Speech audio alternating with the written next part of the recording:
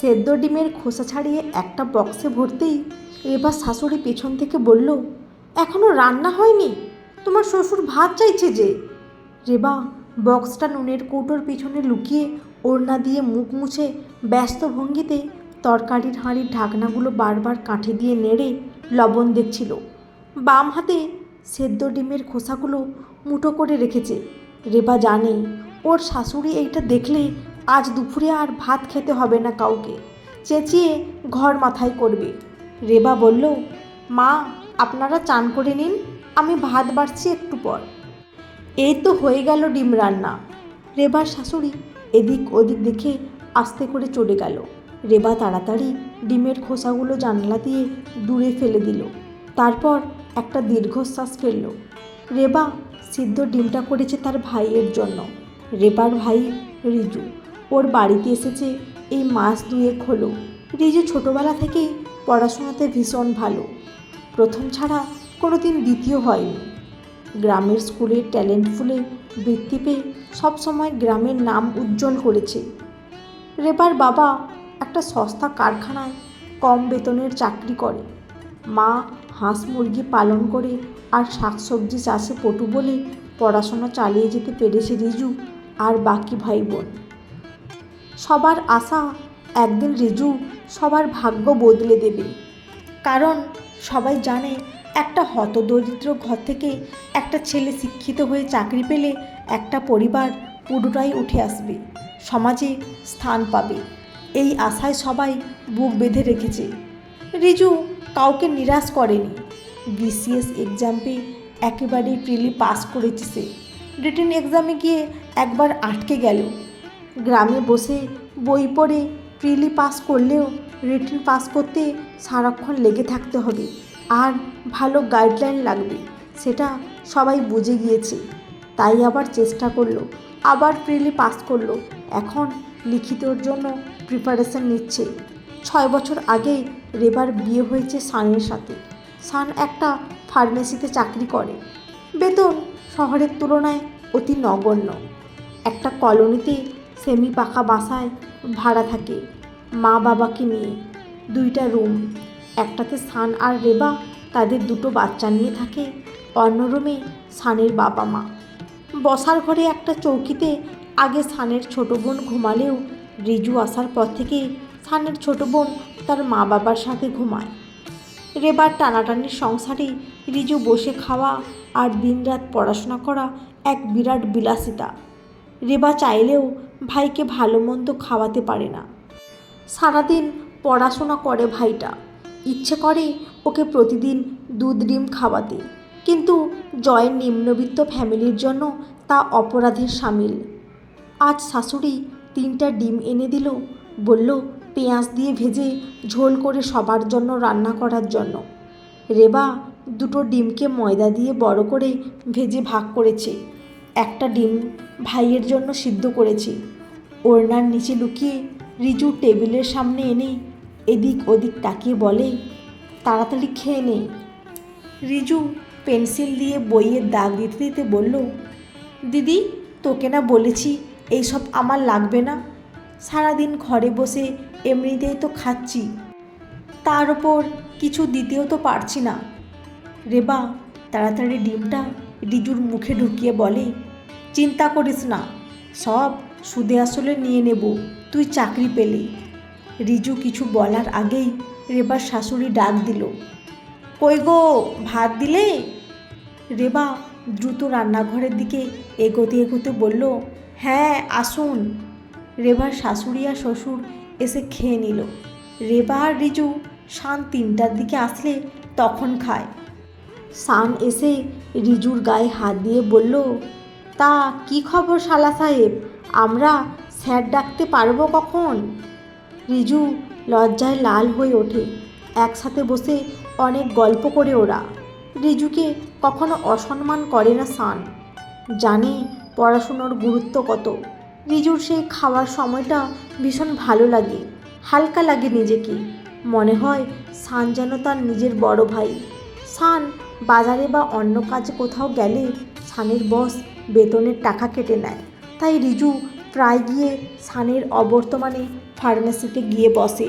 সব কাজ দ্রুত শিখে ফেলেছে। রিজুর একটা বই লাগবে, কিন্তু কাকে বলবে, কীভাবেই বা চাইবে, এইসব ভাবছিল। রেবার বারণের কারণে কোনো টিউশনিও করতে পারে না সে। বলে, আগে নিজের পড়াশোনায় মন দে, তারপরে টিউশনি পড়াবি। সেদিন সন্ধ্যায় রেবা ওড়নার কোণা থেকে একটা 500 টাকার একটা 100 টাকার নোট এনে বলল, এই ধর, মা পাঠিয়েছে, কিছু লাগলে নিতে বলেছে। মা টাকা কোথায় পেল? ফোন করে জিজ্ঞাসা করে নে। এই বলে রেবা তার ছেলেকে নিয়ে রুমে চলে গেল। রিজু মাকে ফোন দিল, মা টাকা পাঠিয়েছ? পেয়েছো কই? আরে হাঁস দুইটা সারাদিন জ্বালায়, মজিনাদের পুকুর থেকে তুলতে পারি না, সারাদিন বকবক করে সেই বাড়ির বুড়ি, ভালো লাগে না, দিশি বেইচা। রিজু জানে এইটা বানানো গল্প, তাও কিছু বলতে পারে না। আস্তে করে বলে, মা মিতুল আর তুলি ভাত খাবে কি দিয়ে, ডিম ছাড়া? মা কিছু বলতে পারে না। একটু পর কাঁপা স্বরে বলে, বাচ্চা মানুষ ওদের আর কি, তুই চাকরি পেলে রোজ মাংস খাবো, লোভে এখন শাক পাতাও খাবে। তারপর ব্যস্ত ভঙ্গিতে দ্রুত স্বরে বলল, রাখি, ভালো করে পড়াশোনা কর বাবা। রিজু কিছু বলে না, শুধু জানে এইগুলো সব ঋণ হয়ে রয়েছে। তার ভাই বোনরা গত 2 বছর নতুন জামা কেনে না, কিন্তু তাকে প্রতি মাসে অনেক নতুন বই কিনতে হয়। মিতুল মাত্র 6-এ পড়ে, পিকনিকের জন্য টাকা জমিয়েছিল। পিকনিকে যাওয়ার আগে রিজুর হাতে দিয়েছিল। রিজুর ঢাকা আসার সময় আস্তে করে পকেটে ঢুকিয়ে দিয়েছিল। রিজু মানা করলো, তাও দিল। দেওয়ার সময় বলে দিতে ভুলেনি, ভাইয়া তুই চাকরি পেলে আমি কিন্তু ডবল করে নেব, রোজ এত এত টাকা, আমারও হক থাকলো তোমার টাকায়। সানের মা প্রায় রেবার সাথে ঝগড়া করে। রেবা ভালোই বোঝে কেন এইসব করেন ইনি। রেবাও চিল্লাচিল্লি করলে রিজু বুঝে যাবে এইসব তার জন্য হচ্ছে, তখন পড়ায় মন বসাতে পারবে না, তাই নিজে নিজেই হজম করে। মাঝে মধ্যে সানকে আস্তে আস্তে বলে। সান একদিন তার মাকে একলা পেয়ে বলে, মা রিজুকে অপমান করো না, ছেলেটা অনেক সুন্দর ভবিষ্যৎ আছে, যদি ভালো জায়গায় যেতে পারে আমাদের কি দেখবে না? অবশ্যই দেখবে মা, কয়দিন থাকবে সে, একটু সময় দাও, আমরা তো সংসারে ঘানি টানতে গিয়ে পারলাম না স্বপ্ন পূরণ করতে, ওরে একটু সুযোগ দাও। তুমিও তো বড় গলায় বলতে পারবে, বড় অফিসার অমুক আমার ছেলের শালা। সানের মা আর কিচ্ছু বলে না।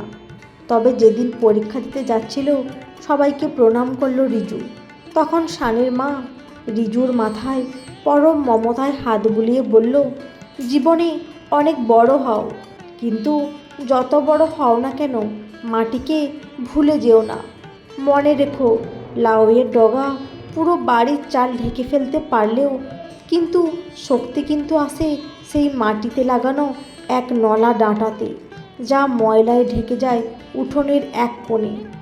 মাটি ছাড়বে তো ঘরের চাল আর তোমায় থাকতে দেবে না। রিজুকে বুক ভরে দোয়া করল। এত মানুষের আশা, ত্যাগ, ভরসা রিজুর ভাঙেনি। রিটেন ভাইবা সব পাস করে ভালো পোস্টে চাকরি পেল সে। সবার সব যেন পূর্ণ হতে লাগলো। রিজু মা বাবাকে শহরে নিয়ে এলো, ভাই বোনকে শহরের স্কুলে ভর্তি করালো, রেবা আর শানের নামে একটা ফার্মেসি কিনে দিল। সব যেন উইয়ের ঢিবির মতন সব আধ কাঁচাভাবে গড়ে উঠছিল। রিজু চাইছিল আরও শক্ত করতে সব কিছু, কিন্তু যারা এতদিন রিজুর পরিবারকে সমাজে গণ্যই করেনি, এখন সেই সব চাচা মামাদের আনাগোনা খুব বেড়ে গেল। মা বাবা খুশি, ছেলের কারণে এতদিনে তারা সমাজে উঠল। এতদিন যাদের বাড়ির দরজায় পা রাখার সাহস পায়নি, তারা এখন রিজুর দরজায় এসে বসে থাকে, এইটা ওটা আনে, আলগা অনেক প্রেম জাগে। কিন্তু এইসব প্রেম মাথাচড়া দিয়ে উঠে যখন রিজুকে বিয়ে করানোর জন্য সবাই উঠে পড়ে লাগে। রিজুর মা চাইছে গ্রাম থেকে তাদেরই মতো সাধারণ ঘরের মেয়ে আনতে। কিন্তু সবার চক্ষু ছানা বড়া। ছেলের এত বড় ক্ষতি চাইছো তোমরা? যে সমাজে তোমরা থেকেছ সেটা এই সমাজ নয়। তাল মিলিয়ে চলতে গেলে নিচের দিকে নয়, উপরের দিকে উঠতে হবে। না হলে ছেলে চলবে কি করে? ছেলেকে সমাজে আরেক পা এগুতে গেলে আরেক বড় ব্যক্তির সাথে সম্পর্ক করতে হবে। সবাই সায় দিল। তাও একটা কথা, রিজু কাজ নিয়ে খুব ব্যস্ত। রেবাকে আর শানকে এই দায়িত্ব দিয়ে দিল। শানকে সবাই এতদিন যে সম্মান দিত, এখন আরও তার বেশি দেওয়া হয়। শানের আর রেবার কথাই শেষ কথা, কারণ কচু পাতার সংসারটা তারাই শক্ত হাতে এতদিন আগলে ধরেছিল। সবার পছন্দ মতো বিশাল ঘরের আরেক সম্মানীয় ব্যক্তির মেয়ে রিয়ার সাথে রিজুর বিয়ে হলো। তারা বিয়েতে রিজুকে এত সম্মান করেছে, সবার মনটা ভরে গেল। রিজু চাইল না কিছুই, কিন্তু তারা মেয়ের জন্য এত কষ্ট করেছে, তাই দামি আসবাস, টিভি, ফ্রিজ, এসিতে ভরিয়ে দিল ঘর। এত ভালো একটা ছেলে পেলেও এইসব তো হয়তো স্বাভাবিক সবার জন্য, কিন্তু রেবার মোটেও পছন্দ না এত দামি জিনিস নেওয়াটা। বলল, মা, একদিন এই ঘরে মানুষ নয় গাছ কথা বলবে। প্রথম বছর দুয়েক সব ঠিকঠাক চলল, কিন্তু এরপর রিয়ার স্বভাব, আচরণ সবটাতে কেমন যেন তাচ্ছিল্য ভাব এসে পড়ল। রিজুর সব কিছুতে কন্ট্রোল। সবাইকে কেন রিজুকেই দেখতে হবে? সবার জন্য কেন টাকা খরচ করবে সে? এইসব নিয়ে দিনরাত কানের কাছে ঘ্যান ঘ্যান করতে লাগলো রিয়া। রিজু যখন কোনো প্রতিক্রিয়া দেয় না, তখন বাইরে বলা শুরু করলো। রিজু প্রথম প্রতিবাদ করত, কিন্তু রিয়া ভয় দেখাতো মিথ্যা মামলার, নির্যাতনের মাধ্যমে সবাইকে জেলে ভরার, সুইসাইড করার। সারাক্ষণ খিটখিট করত। রিজু মেনে না নিলেও নিজেই সব সামলানোর চেষ্টা করত।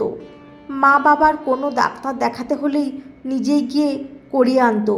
বোন হাত খরচ চাওয়ার আগেই দিয়ে দিত। রেবাকে আর শানকে মাঝে মধ্যেই টাকা দেওয়া সব যেন ধীরে ধীরে চুপিসারে হতে লাগলো। যেন তার নিজের টাকা সে নিজে চুরি করছে তার আপনজনদের দিতে।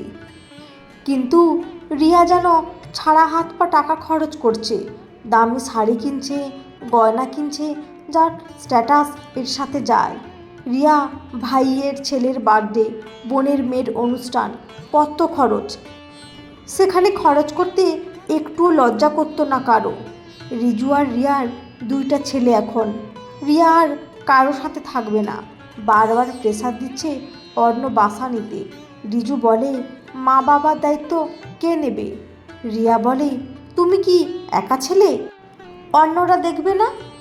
করেছো তো, আর কত করবে? তোমার ভাই বড় হচ্ছে, সে নেবে। আমি যদি নিতে না পারি, সে কেন নেবে? রিয়া, আমাকে আজকের আমিকে বানানোর জন্য তারা কি করেছে তুমি দেখোনি, তাই তোমার যা দরকার তোমাকে আমি দিচ্ছি। আমাকে আমার দায়িত্ব করতে দাও। স্ত্রীর সুখ স্বাচ্ছন্দ্য আর ছেলেমেয়ের ভবিষ্যৎ নিশ্চিত করার তোমার দায়িত্ব। আমি বেশি কি চাইছি? যা সব মেয়ে চায় আমিও তাই চাইছি। তোমার টাকার ওপর আমাদের কোনো অধিকার নেই। তোমাদের কোনো চাওয়া পাওয়া তো আমি অপূর্ণ রাখছি না। বাকি সব খরচ বন্ধ করলে আরও ভালোভাবে আমরা থাকতে পারবো। ছেলেদের আরও ভালো স্কুলে পড়াতে পারবো। প্রতিদিনের এই সব ঝগড়া করতে করতে রিজু যেন নিজের সাথেই রোজ যুদ্ধ করে। রিয়া কোনো ভিলেন মেয়ে না, তার স্ত্রী। হয়তো তার অধিকার এইটা, কিন্তু রিজু জানে রিয়া সেই সব কিছুই দেখেনি, সেই সব স্যাক্রিফাইস করেনি যা এই ঘরের প্রতিটা মানুষ তার জন্য করেছে। যখন তাদের কিছুই ছিল না, তখন তারা যা দিয়েছে তা এখন হাজার গুণেও সমান হবে না। রেবা আর শান এখন খুব একটা আসে না। শানের ব্যবসায় ভীষণভাবে ক্ষতি হয়। রেবা চায়নি রিজুর থেকে কিছু নিতে।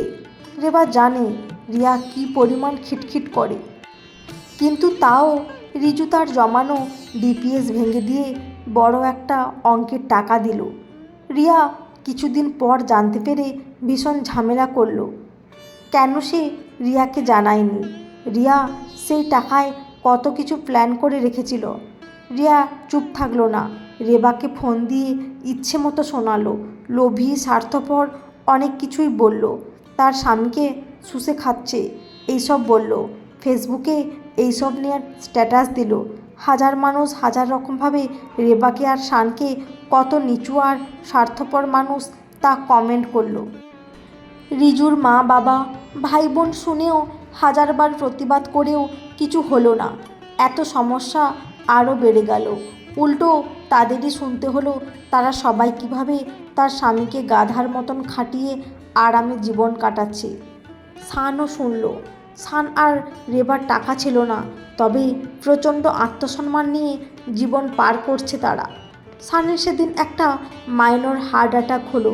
সবাই ছুটে গেলেও রিজু যেতে পারেনি। রিয়া ছেলেদের মাথার দিব্যি দিল, যদি আর একটাও টাকা তাদের দেয় তাদের মরা মুখ দেখবে। রিজু বারান্দায় বসে বসে সিগারেট খেলো আর ভাবতে লাগলো সব কতটা কষ্ট করে সে পড়াশোনা করেছে। খাতার পাতা নষ্ট না হওয়ার জন্য কত ছোট করে অঙ্ক করত। একটা বইয়ের জন্য বন্ধুদের বাড়ির কাজ করে দিত রাত জেগে। ভোরে ছুটতো বাবার সাথে, মায়ের সাথে তপ্ত দুপুরে বিলে খেতে কাজ করত। এই জীবনে সফলতার জন্য হাজারো যুদ্ধ মানুষ করতে রাজি ছিল। একটু সুখের আশায় কত মাইল হেঁটেছে, ক্লান্ত লাগতো না। এখন হাঁটতেও হয় না, কিন্তু ভীষণ ক্লান্ত লাগে এসি গাড়িতে বসেও। কিন্তু সংসারে এমন সব ভয়াবহ যুদ্ধ থাকে যেখানে জয় পরাজয়ের ব্যথা একই, পক্ষ বিপক্ষ সবই নিজের, ক্ষত সব নিজের। কার সাথে যুদ্ধ করবে? তার নিজের সন্তানের মায়ের সাথে, যে সব ছেড়ে এসেছে তার জন্য, যে তাকে ভালোবাসে, আগলে ধরে বাঁচতে চায়, নাকি নিজের মায়ের সাথে, যে 3 বেলার খাবার একবেলা খেয়ে সারাদিন মাঠে ঘাটে কাটিয়েছে, নিজের বোনের সাথে, যে বোন মায়ের মতো ঢাল হয়ে দাঁড়িয়েছে আজীবন। রেবার লুকিয়ে আনা সেসব দুধ ডিমের ঋণের 16 আনা কি এখনও শোধ হয়েছে, নাকি মিতুরের সেই সব ভাঙতি জমানো টাকার এখনও ডাবল হয়েছে? ঘরে কেউ নেই, সবাই রেবার ওখানে। শানকে হসপিটাল থেকে আনা হয়েছে। পরের দিন রিজু আস্তে আস্তে করে তার বোনের বাসায় গেল। রেবা ভাইকে ঢুকতে দেখে কিছু বলল না, চা নাস্তা দিল। রেবা বলল, তোর কোনো টাকা লাগবে না আমাদের যতটুকু সামর্থ্য আমরা করে নেব, তুই যা। আমাদের জন্য অনেক করেছিস, তোর জন্য আমরা যা করেছি তার দ্বিগুণ তুই করেছিস আমাদের জন্য, আর লাগবে না। রিজু ক্লান্ত চোখে তাকালো, বলল, কোথায় কি করলাম? রান্নাঘর থেকে ভয় ভয় এনে আমার মুখে ঢুকিয়ে দেওয়া সেই সিদ্ধ ডিমের দামই তো এখনও শোধ হলো না তোর, আর বাকি সব তো অনেক দেরি। রেবা ভাইকে জড়িয়ে ধরে ভীষণ কান্না করলো। রিজু উঠে দাঁড়িয়ে বলল, টাকা দেব না, আমি জানি তোর আর ভাইয়ার আত্মসম্মান কত। দে, ফার্মেসির চাবিটা দে। ভাইয়া এখন অসুস্থ, আমি গিয়ে বসি ফার্মেসিতে। ঘর চলবে কি করে তোর? আমি কোনো কিছুই ভুলি না, তা তো জানিস। রেবা ভেজা চোখে ভাইয়ের হাতে দোকানের চাবি দেয়। রিজু গিয়ে বসে রেবা ফার্মেসিতে। রিয়া একবার ফোন দিয়ে বলে, আমাকে সবার কাছে খারাপ বানাতে তোমার একটুও লজ্জা করে না? রিজু ফোন কেটে দেয়। ওষুধের বক্সগুলোতে হাত লাগাতে লাগাতে রিজু অনুভব করল বুক থেকে বিশাল এক বরফের পাথর যেন আগুনের তাপে গলে যাচ্ছে। তার বুকটা হালকা হয়ে উঠেছে, ঠিক যেমনটা লাগতো যখন 3টায় শান খেতে গেলে রেবা রিজুর আর শান খেতে খেতে যে গল্প হাসতে মেতে ওঠার পর বুকে যে সুখানুভূতি হতো, তেমনই লাগছে। আজ বুঝলো লুকিয়ে আনা সিদ্ধ ডিমের ভালোবাসার ফিরতি লুকিয়ে দেওয়া ভালোবাসাতেই পূর্ণ হয়, টাকাতে নয়। অনেকে হয়তো গোড়া ছেড়ে উপরে উঠে যায়, তারা বাইরে থেকে ভীষণ খুশি দেখালে আসলে কি ভালো থাকে? জানা নেই রিজুর মতো কিছু সংগ্রামী মেধাবী নিজেকে ক্ষত করতে করতে মধ্যবয়সে এসে নিজের আত্মীয়র কাছে এমন ভুলে যাওয়া রিজুতে পরিণত হয়। ছেলে মেয়ে স্ত্রীর কাছে বোকা লোকে পরিণত হয়, আর নিজের কাছে নিশ্চুপ রিজুতে পরিণত হয়। কারণ কেউ তারা লাউয়ের ডগার মতো ঘরের চাল ছেয়ে ফেললেও গোড়া উপরে ফেলতে ভয় পায়। কারণ তারা জানে গোবরে আঁচড়ে থাকা ময়লা স্তূপটা তার পরিচয়, তার অস্তিত্ব, তার গোড়া, তার নারীর টান, মায়ার টান, সেটা ছাড়া সে বিলীন। বন্ধুরা, আজকের গল্পটি কেমন লাগলো? যদি ভালো লেগে থাকে অবশ্যই একটি লাইক দিয়ে চ্যানেলটি সাবস্ক্রাইব করে পাশে থাকবেন। অসংখ্য ধন্যবাদ।